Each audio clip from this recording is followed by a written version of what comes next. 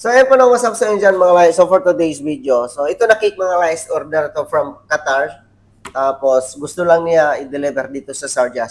Shoutout na rin kay Ma'am Ren. Maraming salamat sa pag-order sa Kalahe Vlog. At siyempre sa tiwala sa Saffron Slice Bakery.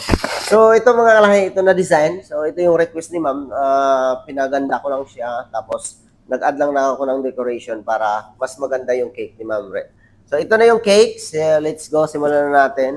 At sa mga gusto palang mag-order dyan, kahit saan kayong bansa, pwede kayong mag-PM sa Kalahe Vlog. So, ito na yung cake. Simulan na natin. So, ang sa baba nito mga kala is light blue lang siya. Tapos, may pagka light yellow.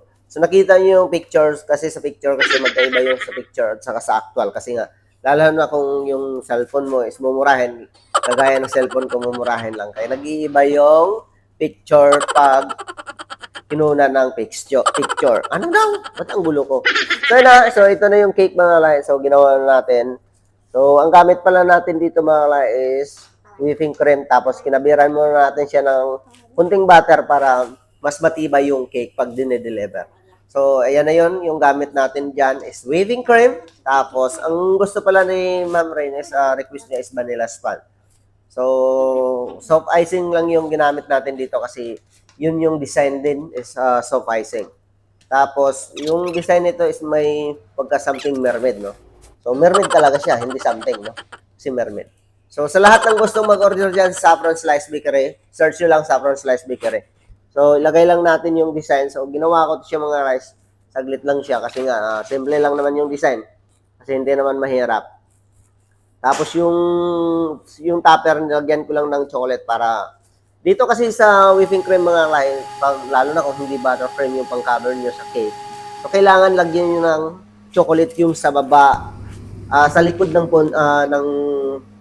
edible print. Kasi, minsan kasi pag nilagay nyo yung edible topper sa soft icing is nadudulas siya. So, yun yung technique. So, sa likod is maglagay kayo ng chocolate para hindi madulas yung topper nyo. Kasi natutunaw yung fondant. Kasi minsan yung fondant kinakain sa whipping cream. Kaya isa yun sa dahilan bakit malalaglag yung topper nyo. So ngayon, alam nyo na maglagay kayo ng chocolate sa likod ng topper. Para pag dinikit nyo siya, hindi dudulas yung topper nyo. Tapos nag-add ako ng balls dyan. Actually mga kalahis, yung cake na to is dinagdagan ko lang siya ng design para mas maganda siya. Tapos susulatan natin ang from Tita Rain. Shoutout kay Madam, galing to siya ng, nasa Qatar siya, tapos pinadala lang niya yung payment sa online payment. So, hindi ko alam kung saan siya nagpadala, basta pinadala lang niya. So, yun lang, maraming salamat sa mga gustong mag-order dyan, kahit saan kang bansa. So, pwede kang diretso kay Kalahe Vlog or kay Saffron Slice Bakery. So, wala nang problema. So, ito na yung cake niya. So, kita nyo yung video. Yellowish. So, ganun ho, kamumurahin yung cellphone ko, no?